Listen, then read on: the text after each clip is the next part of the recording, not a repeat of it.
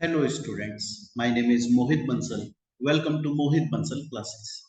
Students आज हम start करने वाले हैं CMA फाइनल लॉ सब्जेक्ट का एक बहुत ही इजी चैप्टर, इंटरेस्टिंग चैप्टर और छोटा सा चैप्टर जिसका नाम है SEBI prohibition of insider trading regulations 2015।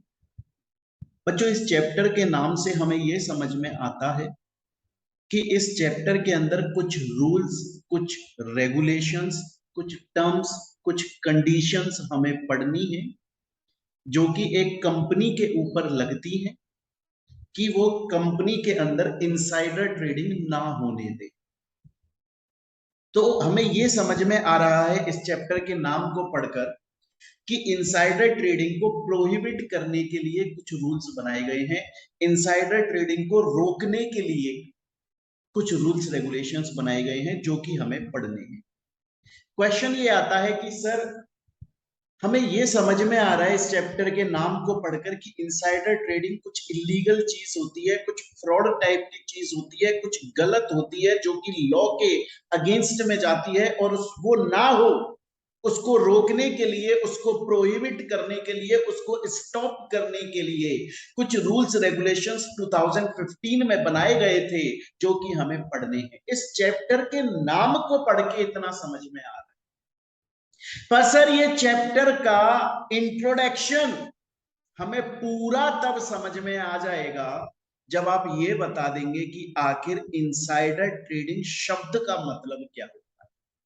Sir अगर आपने ये बता दिया इनसाइडर ट्रेडिंग शब्द का मतलब क्या होता है तो फिर हम समझ जाएंगे कि इनसाइडर ट्रेडिंग फलानी चीज होती है, इलीगल चीज होती है, लॉ के अगेंस्ट में जाने वाली चीज होती है और उसको रोकने के लिए, उसको प्रोहिबिट करने के लिए, उसको स्टॉप करने के लिए कानून के अंदर, एक्ट लॉ के अंदर कुछ रूल्स रेगुलेशंस बनाए गए 2015 में जो कि हमें इस चैप्टर में पढ़ना। तो बच्चों इनसाइडर ट्रेडिंग क्या होता है, मैं उसका एक एग्जांपल आपको देता हूं, एक कहानी सुनाऊंगा। ये कहानी है एक हस्बैंड और वाइफ की। हस्बैंड का नाम आप सब लोग जानते हैं, इनका नाम है जेठालाल और इनका नाम है दया। अब इतना समझ लीजिए कि जेठालाल एक कंपनी के अंदर कंपनी सेक्रेटरी है। कंपनी सेक्रेटरी का काम होता है सब कुछ संभालना, कंपनी के अंदर कंपनी का सेक्रेटरी होता है वो। तो जेठालाल गढ़ा इलेक्ट्रॉनिक्स कंपनी लिमिटेड इस नाम से एक कंपनी है, इनकी नहीं है, इनकी नहीं है, किसी और की गढ़ा इलेक्ट्रॉनिक्स नाम से एक कंपनी है और उसके जेठालाल जी कंपनी सेक्रेटरी हैं।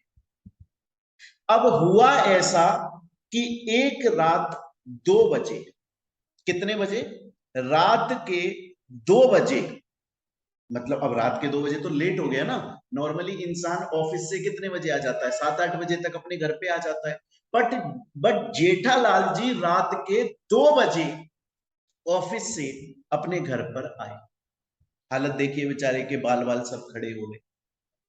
तो दया ने पूछा, अरे आप इतनी लेट कैसे हो गए, आज तो रात के 2 बज गए, अब तो सुबह होने वाली है थोड़ी देर में, इतनी लेट अपने ऑफिस से कैसे आए हैं कंपनी सेक्रेटरी साहब।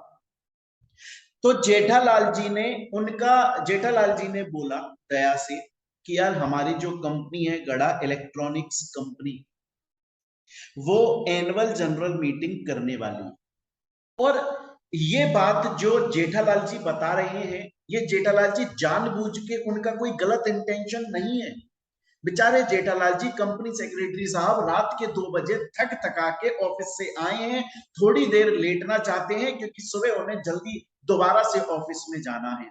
उनकी वाइफ दया ने पूछा कि साहब आप इतनी लेट क्यों आए रात में, तो वो बस उस सवाल का जवाब दे रहे, उनका इंटेंशन कुछ भी गलत नहीं है। वो बोल रहे हैं कि हमारी जो कंपनी है वो एनुअल जनरल मीटिंग करने वाली है और उस एनुअल जनरल मीटिंग के अंदर हमारी कंपनी के शेयर होल्डर्स को डिविडेंड देगी।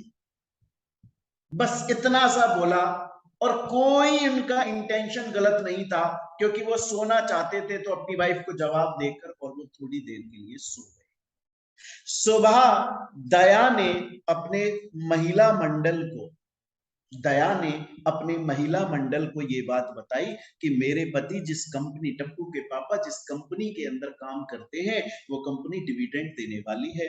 तो इन लोगों ने क्या किया, अपने पतियों के साथ में, अपने हस्बैंड्स के साथ में मिलकर उस गड़ा इलेक्ट्रॉनिक्स कंपनी के शेयर्स परचेज कर, क्योंकि इन्हें लगा कि गड़ा इलेक्ट्रॉनिक्स कंपनी के शेयर अभी जो हैं उनकी प्राइस बढ़ जाएगी जब कंपनी एजीएम में डिविडेंड दे देगी उसके बाद, तो क्यों ना हम अभी गड़ा इलेक्ट्रॉनिक्स के शेयर्स खरीद लें, हमें कम प्राइस पर मिल जाएंगे, जब कंपनी एजीएम में डिविडेंड दे देगी तो हम बेच देंगे और हम ज्यादा पैसा कमा लेंगे।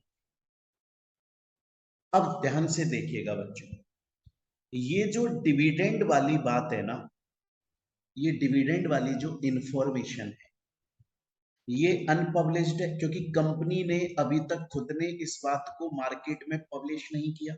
गड़ा इलेक्ट्रॉनिक्स कंपनी ने खुद ने बताया नहीं है कि वो अपनी एनुअल जनरल मीटिंग के अंदर डिविडेंड देने वाली, नहीं बताया, पब्लिश नहीं किया, किसी को नहीं पता। ये तो जेठा साहब कंपनी सेक्रेटरी है, इंटरनल आदमी है, तो इनको पता है। और कंपनी के अंदर भी ऐसा नहीं है कि सबको पता होगा, सिर्फ जो लोग टॉप लेवल पे बैठे हैं, जो इस काम को कर रहे हैं, जो टॉप लेवल पर बैठे, जो छोटे मोटे लेवल पर है उनको तो बताते ही नहीं है।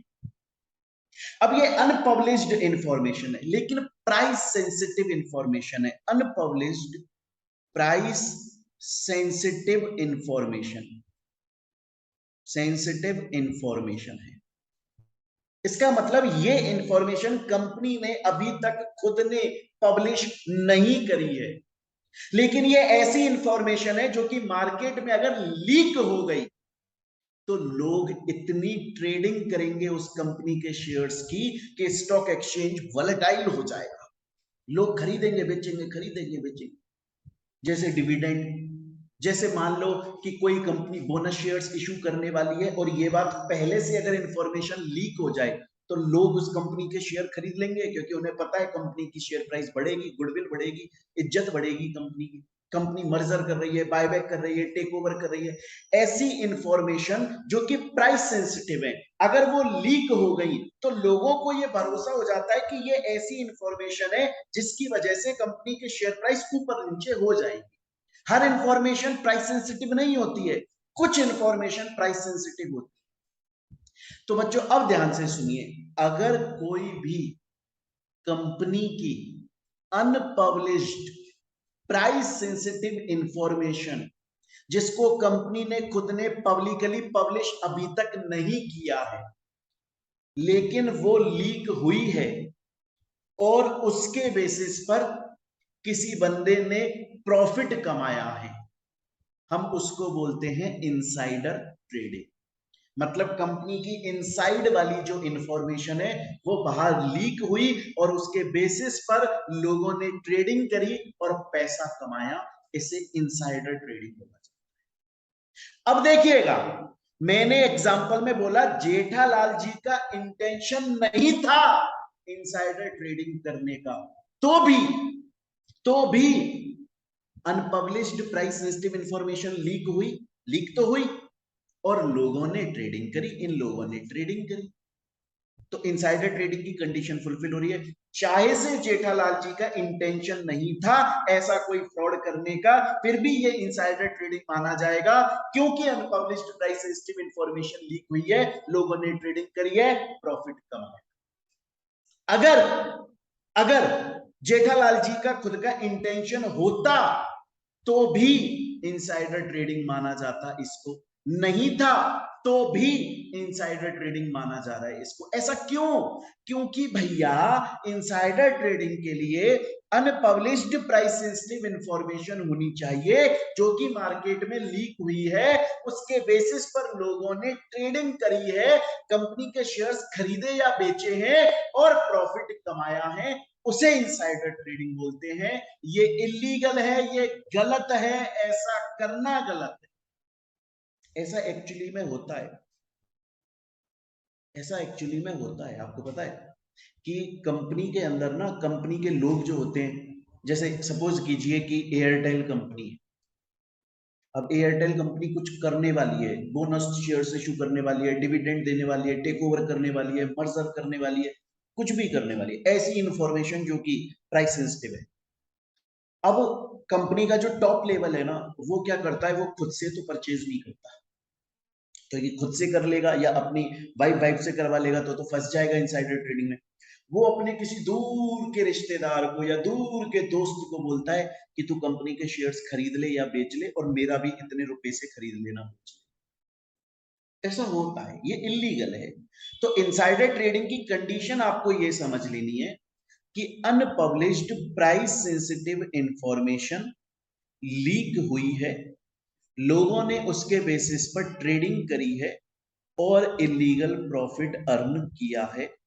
इसको इनसाइडर ट्रेडिंग बोलते हैं, चाहे से लीक करने वाले का इंटेंशन था या नहीं था। स्टूडेंट बोलता है सर इनसाइडर ट्रेडिंग की डेफिनेशन पूरी तरह से समझ में आ गई, आपने ये जो कहानी सुनाई ये भी समझ में आ गई, आपकी बुक्स में ये सब कुछ एक एक चीज लिखी हुई है और ये बात मैंने यहाँ पर भी बच्चों देखो बताई हुई है, अनपब्लिश्ड प्राइस सेंसिटिव इंफॉर्मेशन अगर लीक हो जाए। अब हम चलते हैं बच्चे इस चैप्टर के, अभी तक मैंने सिर्फ आपको ये समझाया कि ये चैप्टर के इनसाइडर ट्रेडिंग का मीनिंग क्या होता है और 2015 के अंदर रेगुलेशंस बनाई गई थी जो इसलिए बनाई गई थी कि इनसाइडर ट्रेडिंग को प्रोहिबिट किया जा सके, रोका जा सके, क्योंकि ये इलीगल ट्रेडिंग है।